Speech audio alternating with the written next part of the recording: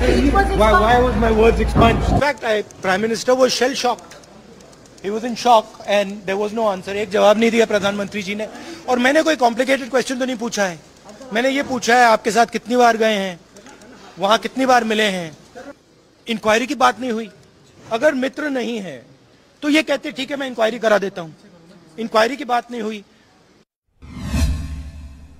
कैसे हो दोस्तों, मैं मोहम्मद नईम शेख. तो मैं ये बताना चाहता हूं कि जैसा आप जानते हैं हमारा फॉरेन की न्यूज 9 अक्टूबर 2021 को यूट्यूब चैनल पे स्टैब्लिश हुआ था और उस दिन से हमारी न्यूज और वीडियोस आते रह रहे. तो अब मैं ये कहूं कि हमारा फॉरेन की न्यूज ना सिर्फ मुंबई का बल्कि पूरे हिंदुस्तान का सबसे बड़ा सोशल मीडिया यूट्यूब का चैनल है. तो ये तो वही बात होंगी कि अपने मुंह में मिट्ठू होना. हाँ, ये कह सकते हैं कि आपके फॉरेन की न्यूज के तहत हमें सिटीजन कह के नॉलेज मिलती है, इंफॉर्मेशन मिलती है, हम लाइक करते हैं. तो ये बात तक तो ठीक है, लेकिन मैं ये कहूं कि महज 16 महीने के अंदर हमारा ये फॉरेन की न्यूज देश का सबसे बड़ा यूट्यूब चैनल बन गया. मोनेटाइज है, भले ही मोनेटाइज है, सबसे बड़ा सोशल मीडिया का चैनल बन गया. तो ये अपने मुंह मियां मिट्ठू वाली बात होगी और ये बात हम समझते. अलबत्ता देश के प्राइम मिनिस्टर नरेंद्र मोदी को इस चीज का एहसास नहीं है. और जो अभी हाल फिलहाल में राहुल गांधी ने जो लोकसभा में अपनी स्पीच दी और जिस तरीके से उन्होंने डायरेक्ट क्वेश्चन किए देश के पीएम नरेंद्र मोदी से कि आप बताइए आपका क्या रोल है अदानी के साथ. गौतम अदानी आपका क्या लगता है? गौतम अदानी की जितनी भी कंपनीज है, अदानी इंटरप्राइजेज वगैरह वगैरह, जितनी भी 7 listing, 2 take over, ACC cement, Ambuja cement और एक एनडीटीवी जिसे रॉन्ग वे से परचेज किए. तो क्या आपका रोल है गौतम अदानी के साथ, कहिए. मगर पीएम नरेंद्र मोदी ने एक भी राहुल गांधी के गौतम अदानी के सवाल के जवाब में कुछ भी नहीं कहा. ये देखिए रिश्ता, देख लीजिए. हिमाचल में सेब की बात होती है अदानी जी, कश्मीर में सेब की बात होती है अदानी जी, पोर्ट्स की बात होती है अदानी जी, एयरपोर्ट्स की बात होती है अदानी जी, इंफ्रास्ट्रक्चर.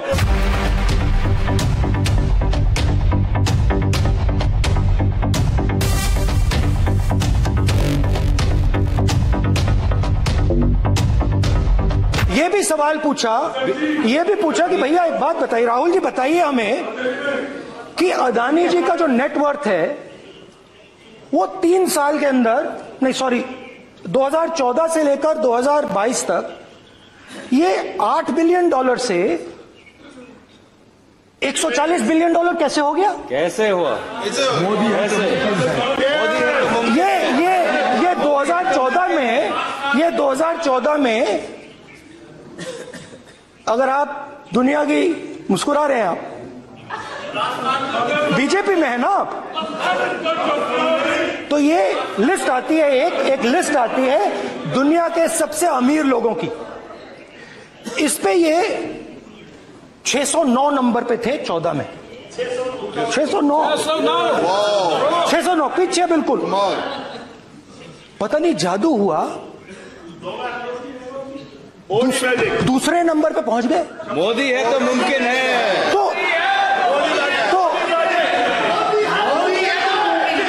तो मुझसे पूछा यार, बहुत सारे लोगों ने पूछा कि भैया राहुल जी बताइए, हिमाचल में सेब की बात होती है अदानी जी, कश्मीर में सेब की बात होती है अदानी जी, पोर्ट्स की बात होती है अदानी जी, एयरपोर्ट्स की बात होती है अदानी जी, इंफ्रास्ट्रक्चर. अच्छा, हम सड़क पे चल रहे हैं, मैं पूछूं किसने बनाई? अदानी जी. तो लोगों ने यह भी पूछा कि राहुल जी ये जो अदानी जी जो हैं, इनकी सफलता कैसे हुई?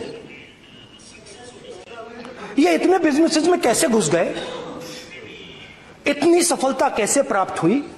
और सबसे जरूरी सवाल, इनका हिंदुस्तान के प्रधानमंत्री के साथ क्या रिश्ता है और कैसा रिश्ता है, देश जानना चाहता है, तो देश जानना चाहता है। ये देखिए रिश्ता,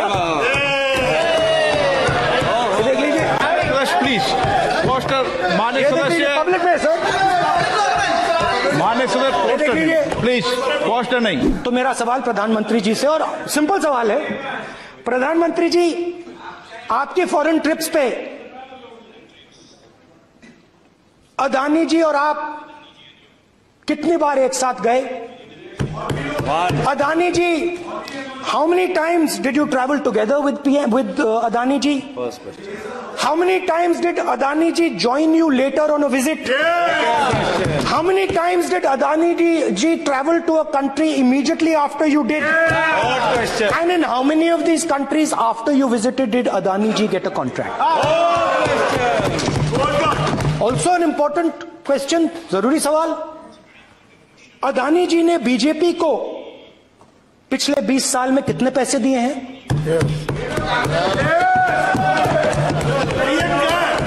इलेक्टोरल बॉन्ड्स में कितना पैसा दिया है? बहुत सुंदर तरीके से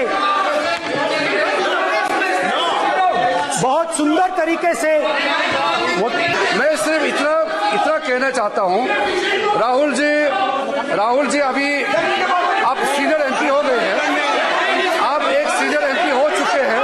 हम लोग एक्सपेक्ट करते हैं कि इस सदन का सदस्य होने के नाते जो भी बातें आप करेंगे गंभीरता से आप बात करेंगे। बाहर आप जो भी भाषण देते हैं हम लोग उसको रोक नहीं सकते हैं। इस सदन के अंदर में जो भी बात कही जाती है पूरा गंभीरता के साथ, प्रमाण के साथ कहे जाना चाहिए, ये परंपरा है। मैंने आज वो जो युवाओं ने मुझसे सवाल पूछा था कि अदानी जी की इतनी बिजनेस एक्यूमेंट कहां से आई, इतने अलग अलग सेक्टर्स में अदानी जी ने कैसे सक्सेस प्राप्त की, अदानी जी के बारे में पूरी दुनिया को स्टडी करनी चाहिए, हार्वर्ड यूनिवर्सिटी को स्टडी करनी चाहिए कि पॉलिटिक्स के बीच में और बिजनेस के बीच में कैसा रिश्ता होता है। India is a case study and Prime Minister Narendra Modi should be given a gold medal in this.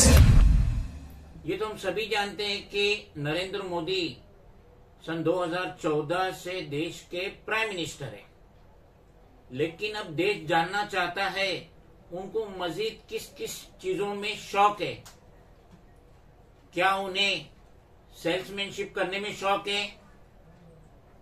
क्या उन्हें गौतम अदानी या धन्ना सेठों के साथ दोस्ती करने में शौक है? क्या वो शायर है? क्या वो कवि है? क्या वो राइटर है? या वो बूस्टर है, खाली बेलगाम और बेबुनियाद बातें करने में? एक बार जंगल में दो नौजवान शिकार करने के लिए गए और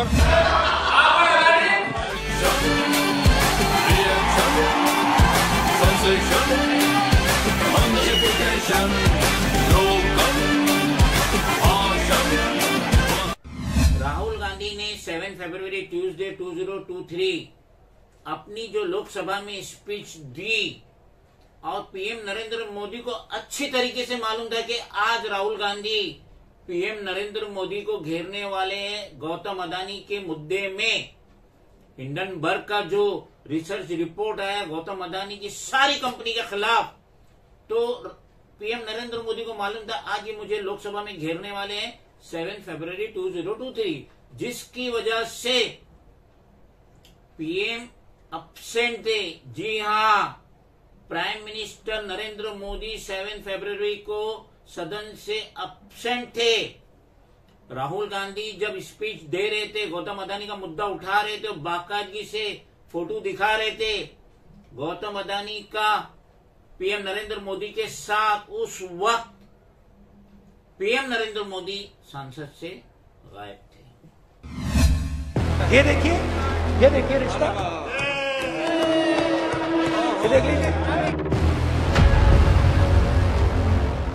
अदानी जी जो हैं इनकी सफलता कैसे हुई? इनका हिंदुस्तान के प्रधानमंत्री के साथ क्या रिश्ता है और कैसा रिश्ता है? एक लिस्ट आती है दुनिया के सबसे अमीर लोगों की, इस पे ये 609 नंबर पे थे 14, पता नहीं जादू हुआ दूसरे नंबर पे पहुंच गए। पूरी दुनिया में मोदी जी जाते हैं, घूमते हैं, तो मैं बता देता हूँ क्या होता है वहां पे। हाँ, काम पे ही जा रहे हैं, वही तो बोल रहा हूँ। ये हिंदुस्तान की फॉरेन पॉलिसी नहीं है, ये अदानी जी की फॉरेन पॉलिसी है, उनके बिजनेसेस बनाने की फॉरेन पॉलिसी है। पहले अदानी जी के हवाई जहाज में मोदी जी जाते थे, अब मोदी जी के हवाई जहाज में अदानी जी जाते हैं। पहले लोकल मामला था, फिर नेशनल मामला हो गया, उसके बाद इंटरनेशनल मामला हो गया। पूरी दुनिया को स्टडी करनी चाहिए, हार्वर्ड यूनिवर्सिटी को स्टडी करनी चाहिए कि पॉलिटिक्स के बीच में और बिजनेस के बीच में कैसा रिश्ता होता है। And prime minister Narendra Modi should be given a gold medal in this. BJP के जो पिछले स्पीकर थे, उन्होंने मेरे भाषण को इंकैप्सुलेट किया मेरे लिए। Coming together is a beginning, keeping together is progress, working together is success. Adani ji and Narendra Modi ji, thank you. Rahul Gandhi के जो सवालात थे, तो नेक्स्ट डे 8 फरवरी वेडनेसडे 2023 पीएम नरेंद्र मोदी लोकसभा में अपीयर होते हैं और देश टकटकी बांध के देख रहा था, सुन रहा था कि अब पीएम नरेंद्र मोदी तस्करा करेंगे उनके relationship with Gautam Adani. 90 minute का भाषण दिए पीएम नरेंद्र मोदी ने 8 फरवरी 2023 को लोकसभा में 90 मिनट का भाषण दिए, मगर एक दफा भी उन्होंने गौतम अदानी का नाम नहीं लिए, अदानी इंटरप्राइजेस का नाम नहीं लिए, हिंडनबर्ग रिसर्च का नाम नहीं लिए। उनके क्या रिलेशनशिप है विद गौतम अदानी, क्या बैकिंग है, क्या सपोर्ट है, कुछ भी नहीं बताया। उसके अलावा 9 फरवरी 2023 राज्यसभा में भी इन्होंने 90 मिनट का भाषण दिए। इन्होंने अपने भाषण में कविता भी पढ़ दी, इन्होंने अपने भाषण में जंगल गए शेर आया और पिस्तौल का लाइसेंस दिखाया, वो भी बेबुनियाद बातें कर दी। यानी देश का पीएम इतनी ऊंची ओहदे पे, आफ्टर प्रेसिडेंट और सुप्रीम कोर्ट, पीएम की ही पोस्ट सबसे बड़ी है देश में, हिंदुस्तान में। मगर हमारा PM instead of giving proper answer of Rahul Gandhi queries question in respect of Gautam Adani, कुछ भी नहीं कहे। 90 मिनट का भाषण लोकसभा राज्यसभा में, लेकिन एक दफा भी उन्होंने अपने मुंह से गौतम अदानी का नाम लिया। एक अकेला कितनों को भारी पड़ रहा है। देश देख रहा है, देश देख रहा है, एक अकेला कितनों को भारी पड़ रहा है, एक अकेला कितनों को भारी पड़ रहा है। अरे नारे बोलने के लिए भी, नारे बोलने के लिए भी उनको बदल करना पड़ता है। जो भी ये बोलता है घंटे भर से आवाज की जवाब देना है। आदरणीय सभापति जी, एक कन्विक्शन के कारण चला हूं, देश के लिए जीता हूं, देश के लिए कुछ करने के लिए निकला हुआ हूं।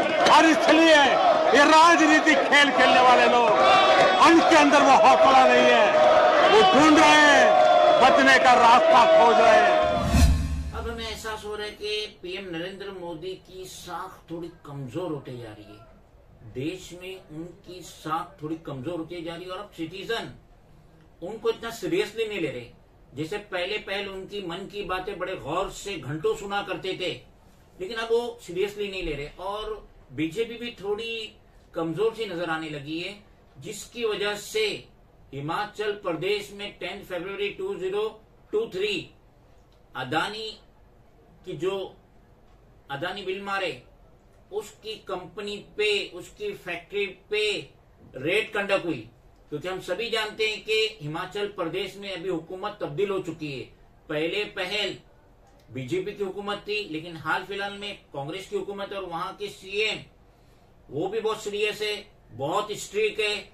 और इस तरीके से जो अभी अदानी बिलमार में जो रेड कंडक्ट हुई है, और ये साबित हो रहा है कि वहां पे टैक्स की चोरी हुई है, टैक्स का गोलमाल हुआ है। और वहां पे वैसे भी जैसे ही हुकूमत चेंज हुई, गौतम अदानी ने उसकी 2 सीमेंट फैक्ट्री पे लॉक लगा दिए, ताला लगा दिए, बंद कर दिए, जिसकी वजह से जो ट्रांसपोर्टर है, जो हिमाचल प्रदेश के ट्रांसपोर्टर है, जिनका पूरा दारोमदार ट्रांसपोर्ट पे था, और जो वर्कर है जो ये सीमेंट फैक्ट्री के लिए लोडिंग अनलोडिंग का काम करते थे, वो सब बेरोजगार हो गए। और उसके बाद वहां पे जितनी भी छोटी मोटी दुकानें हैं, जितने भी छोटे मोटे हॉकर्स है, जितने भी छोटे मोटे फेरी वाले, जिनका दारोमदार ये ट्रक ड्राइवर और ये जो वर्कर्स है, ये जो 2 सीमेंट की फैक्ट्री थी उसके वर्कर्स है, सबके धंधे पानी चौपट हो गए।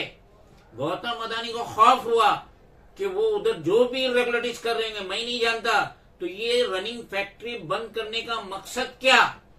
2 सीमेंट की फैक्ट्री जो गौतम अदानी ने खरीदी, टेक ओवर करी, चला रहे थे दौरान हुकूमत और बीजेपी हिमाचल प्रदेश, और जैसी सत्ता चेंज हुई, इन्होंने दोनों फैक्ट्री पे ताला लगा दिया। दुनिया हंस रही होगी कि हमारा सिस्टम कैसा है।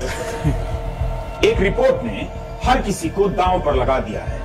अदानी ग्रुप पर सवाल करने वाली हिंडनबर्ग रिपोर्ट ने केवल अदानी ग्रुप को संकट में नहीं डाला है, भारत में कॉर्पोरेट गवर्नेंस की खस्ता हालत को भी फुटपाथ पर ला पड़ता है। 20 साल की मेहनत मोदी जी की, इतनी मेहनत करके मोदी जी ने एक गुब्बारा बुलाया, उस हवा निकल गई।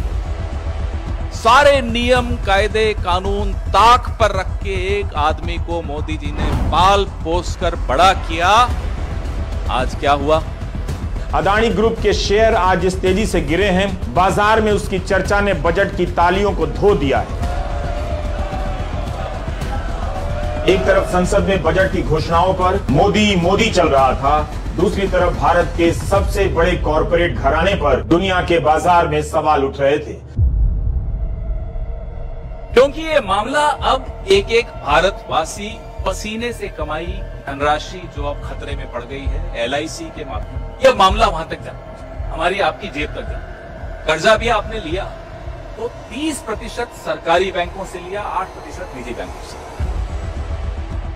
हमारे नेता राहुल गांधी लगातार, आज से नहीं पिछले 9 साल से, जब भी वो मुखातिब हुए हैं प्रेस को या देश को अन्य प्लेटफॉर्म्स पर, लगातार सूट बूट की सरकार, मित्र काल, हम दो हमारे, तो ये बोलते चले आए हैं। और चेतावनी के स्वर उन्होंने आज से कई महीनों पहले दे दिए थे कि साहब ऐसी सिचुएशन आ सकती है, ऐसी परिस्थिति आ सकती है। अब एक नए नेता आए हैं, अडवाणी नहीं अदानी, अदानी जी। पूरा हिंदुस्तान जानता है भाइयों और बहनों, ये नरेंद्र मोदी जी की सरकार नहीं है, ये अंबानी अदानी की सरकार है, ये सच्चाई है। जांच एजेंसियों से लेकर सेबी कहां है जो विपक्ष के नेताओं के मामले में अपने आप काम किया करती थी। सवाल है कि सरकार कब इस सवाल का सामना करेगी कि अदानी समूह पर लगे फ्रॉड के कथित आरोप उसकी व्यवस्था पर भी सवाल उठा रहे हैं। सच्चाई आ जाती है बाहर, कभी ना कभी सच्चाई दिख जाती है। हम सभी जानते हैं कि लास्ट फ्राइडे 10 फरवरी 2023 पीएम नरेंद्र मोदी ने मुंबई के दर्शन किए थे, उन्होंने मुंबई की विजिट की थी। और हम ये भी जानते हैं जो ये PWO रोड है, जो GPO से लेके वाड़ी बंदर तक जो पीछे का रास्ता है, तो वो रास्ते पे जो स्लम्स है, जो शौचालय है, जो डैमेजेस दीवार है, उनको छुपाने के लिए व्हाइट कपड़े से उसको ढाका गया। और ये वही रास्ता है जहां मैं एवरी डे अपने घर पहुंचने के लिए गुजरता हूं। और ये उस वक्त 9 तारीख की रात को मैंने मेरी आंखों से देखा, मैं भी अचंभे में रह गया, क्या हो गया। ना सिर्फ लाइटिंग थी, बहुत सारी लाइटिंग थी, बल्कि उसको, उस रास्ते को बाम्बूस और व्हाइट कर्टन से ढाका गया। इसका मतलब ये है कि जो सिटी की खस्ता हालत है, जो डैमेजेस है, झोपड़पट्टी है, या जो टूटी हुई दीवारें, जो शौचालय बेशकल है, उनको छुपाया गया। तो इससे क्या हो रहा है? इन छुपाने से क्या देश की तरक्की हो जाएंगी, मुंबई सिटी का नाम बढ़ जाएगा? बल्कि पीएम के आने से पहले प्रॉपरली उसको रिपेयर करना चाहिए था, वो ना करते हुए व्हाइट कर्टन से खाली ढाका गया। इस इंटरव्यू को सनसनीखेज बनाकर नाम कमाने के लिए बेबुनियादी बातें कर रहे हो तुम। नो सर, सबूत है मेरे पास। मुंबई CST में आप देखेंगे कि अलग अलग जगहों पर लाइट्स लगाए गए हैं। अभी आप दाहिने तरफ देख रहे हैं एक सफेद चादर की शुरुआत हो जाती है। अब ये जो सफेद चादर है ये और कुछ नहीं है बल्कि इस CST जहां पर कल प्रधानमंत्री मोदी आने वाले हैं शुक्रवार के दिन, उससे पहले वहां पर एक तरीके से जो झुग्गी झोपड़ियां हैं उसे ढक दिया गया है। तू क्या कर रहा है बे? तू मेरी तरफ है कि इनकी तरफ है? मैं तो आप ही की तरफ हूँ। ये कैसा मेरी तरफ? और उसमें भी देखिए आप झुग्गी झोपड़ियों को ढककर उसके ऊपर झंडे गाड़ दिए गए हैं, झंडे लगा दिए गए हैं। सांप को पाल रहा था। अरे ये क्या कर रहे हो? तुम बीच में ना महादेव तुम्हारी गर्दन काटेंगे। तुम ही चलिए उस साली कपूत के।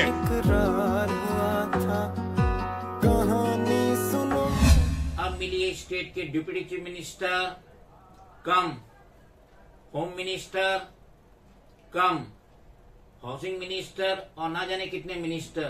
तो देवेंद्र फडणवीस 11 तारीख को फरवरी की एक स्टेटमेंट देते हैं कि पीएम नरेंद्र मोदी वो तो इस तरीके से है कि गोया उन्होंने इंडियन रेलवे के वो आर्किटेक्ट है। इन्होंने देवेंद्र फडणवीस फूले नहीं समा रहे हैं जब से सेंटर ने 13,000 करोड़ का पैकेज दिया है इस बजट में रेलवेज के लिए।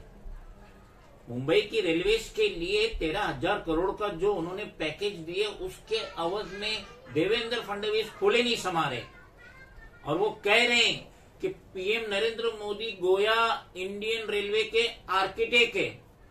महज 13,000 करोड़ में ये फूले नहीं समा रहे जबकि इन्हें मालूम है कि 2 लाख करोड़ का बिजनेस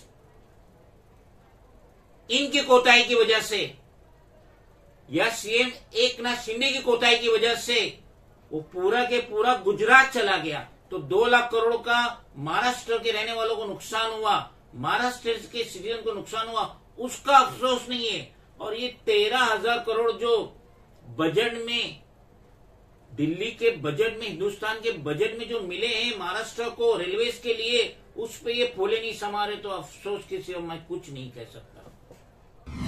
देश के मौजूदा हालात को देखते हुए ऐसा लग रहा है कि पीएम नरेंद्र मोदी का जो जादू है जो 2013-14 में था वो अब थोड़ा फीका होते जा रहा है।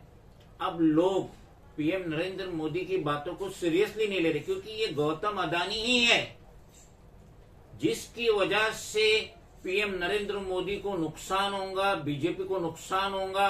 और ये इतना बड़ा पिछले 24 जनवरी से इतना बड़ा एक टॉपिक चल रहा है।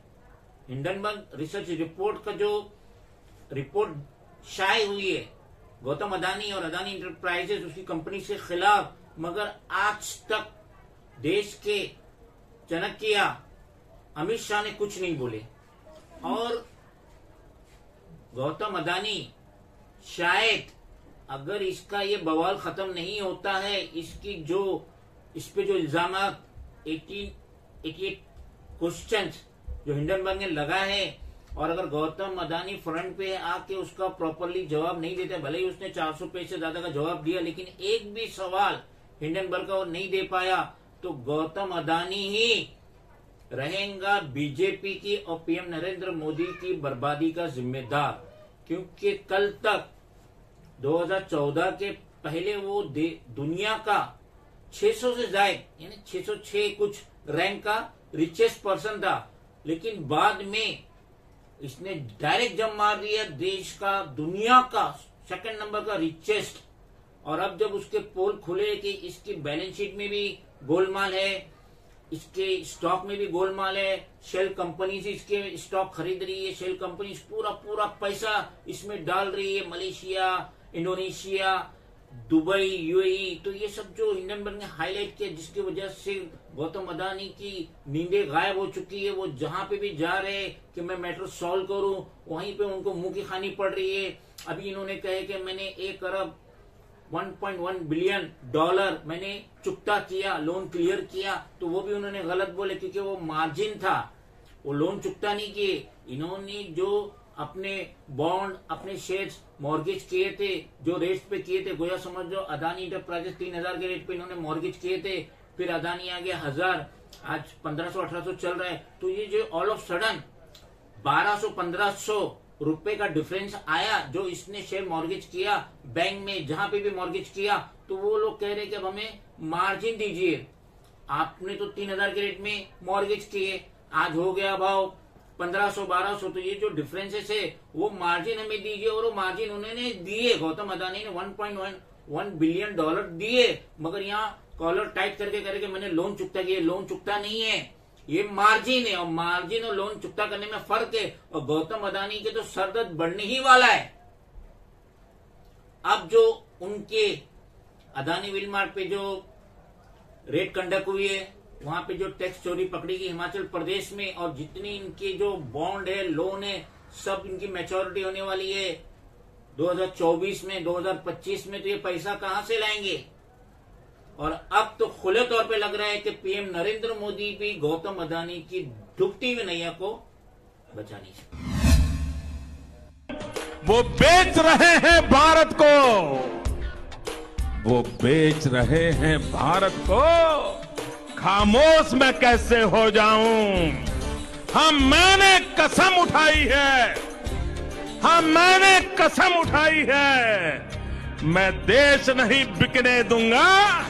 रेल बेच रहे हो, सेल बेच रहे हो, खेल बेच रहे हो, कोल बेच रहे हो, LIC बेच रहे हो, बैंक बेच रहे हो, एयरपोर्ट बेच रहे हो, पोर्ट बेच रहे हो, FCI बेच रहे हो, बिजली बेच रहे हो, पानी बेच रहे हो, सड़क बेच रहे हो, BPCL बेच रहे हो, पूरा हिंदुस्तान बेच रहे हो। जो डलहौजी ना कर सका वो ये हुक्काम कर देंगे, और कमीशन दे दो तो हिंदुस्तान को नीलाम कर देंगे।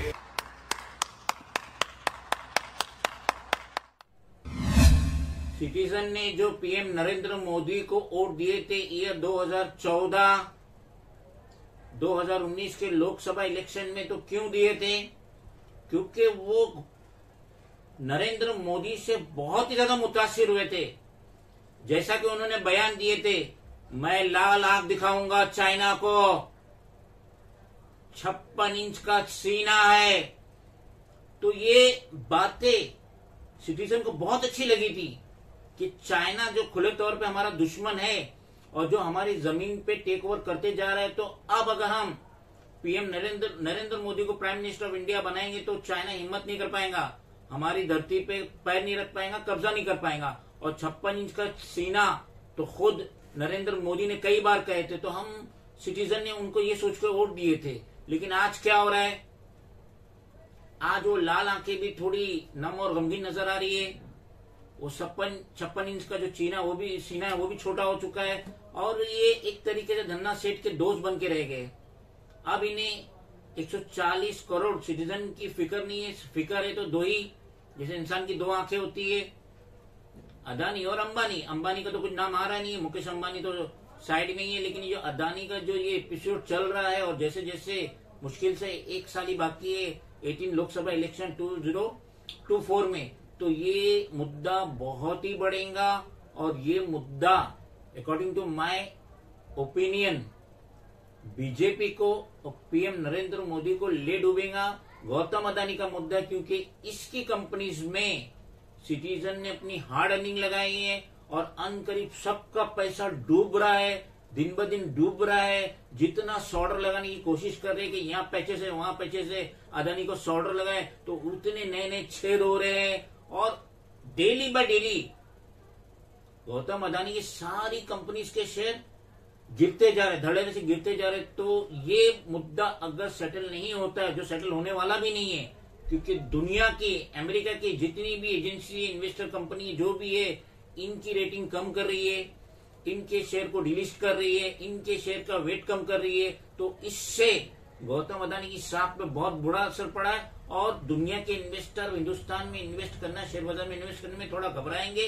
तो ये बहुत ही बड़ा सरदर्द है पीएम नरेंद्र मोदी के लिए। और ये सब जानते हैं कि अगर मूड खराब होता है तो पूरी सेहत खराब हो जाती है। तो आने वाला दौर जो है बहुत बैड डेज में रहेगा गौतम अदानी के लिए, और उसकी वजह से पीएम नरेंद्र मोदी पे भी छींटे उड़ेंगे। अच्छे दिन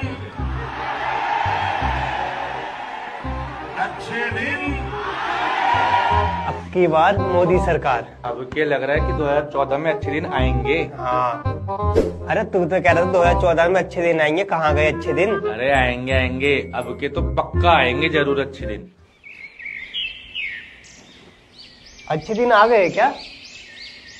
लग तो नहीं रहा।